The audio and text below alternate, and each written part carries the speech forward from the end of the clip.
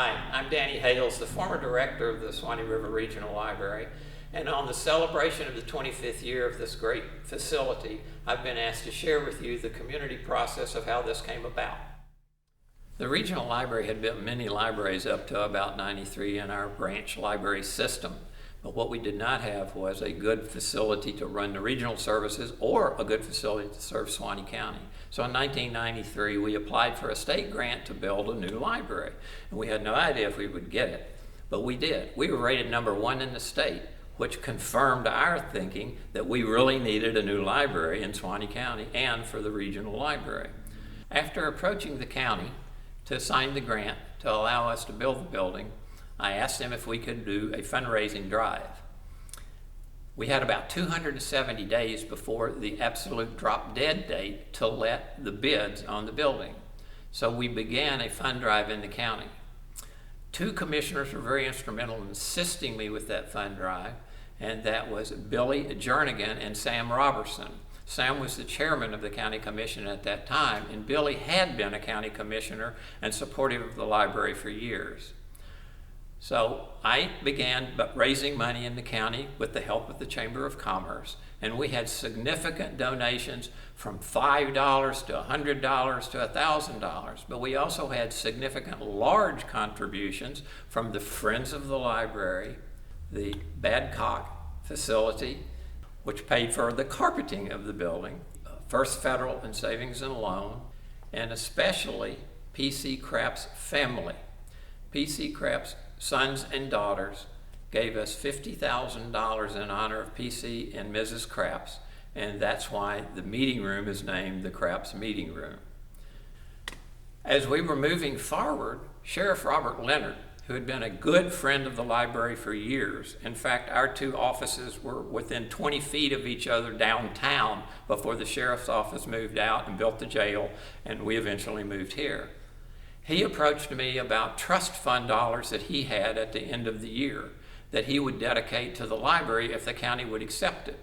He said he had researched it some and found that trust dollars could be used for safe places for children, for education, and those sort of things. They could not be used for many of his run-of-the-mill day-to-day operations.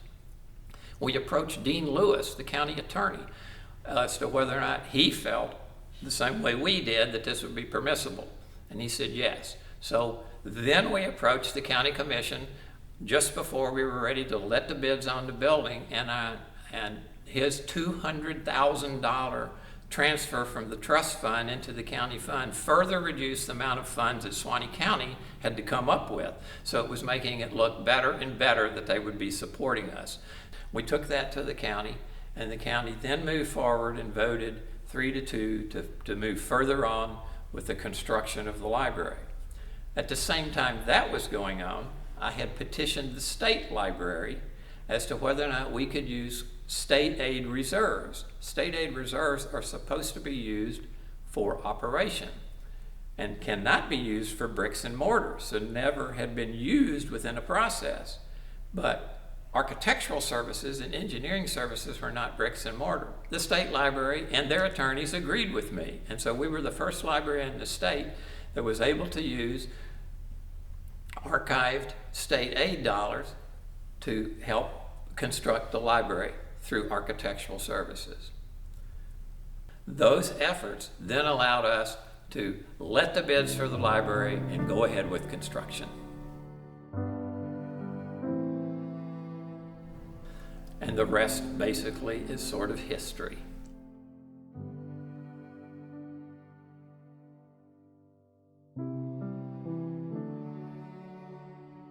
Another great assistance to the construction of the library, esoterically but also physically, was the brick wainscoting around the library.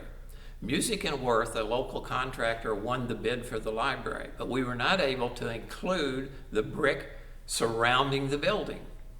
Ed Music came to me and said, "Danny, that's going to be my contribution to my county." And Ed Music paid for all of the brick that's around the outside of the building, which gives it such a better finished look, but also allows the stucco to be much better protected from rain and wear and tear.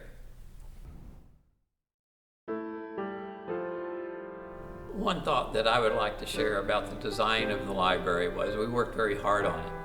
And we were very concerned about leaving the small, very friendly, very close connected library downtown, where you just stepped out of your car, you took 2 steps in the building, and you met your staff and you were helped. And here we are going to be building a big institutional 20,000 square foot library. I patterned this library after Safety Harbor down around Tampa, because the 2 wings of the library to me represent open arms, the 2 wings of the library, with the youth services on one side and adult services in the other. In the center is the chest or the heart. And to me, it's a very subliminal, but that is the library opening its arms and welcoming you to the library.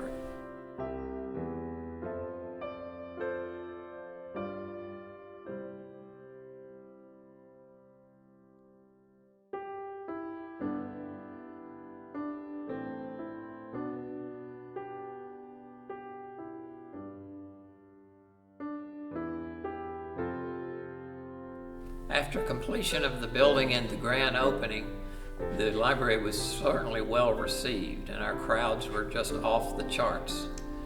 We received accolades around the state, some from my colleagues who were building small or rural library systems or medium-sized libraries, coming to see our design and what it looked like and how it would operate. We also received, at the end of the year at the Chamber of Commerce annual banquet that year, the Citizen of the Year Award. I didn't accept it for myself. I accepted it for all the citizens of Suwannee County that had helped us make this project successful, which will be serving the community for years. And here it is, 25 years, and we hope for 25 years more.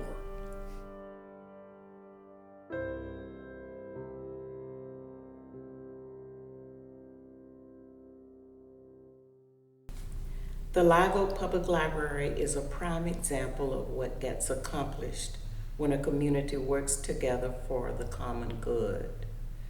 Library buildings have evolved and changed over the years. However, those that remain relevant and functional are the ones that are created with the insightfulness and vision that makes way for continuous public space and resource transformation. Under the leadership of my predecessor, the Suwannee County community, and other stakeholders who poured themselves into this building project, we can ensure its ability to meet and accommodate the informational needs of our community beyond the next 25 years. I'm grateful to work with a library team that embodies the same friendly, welcoming spirit that our citizens enjoyed 25 years ago.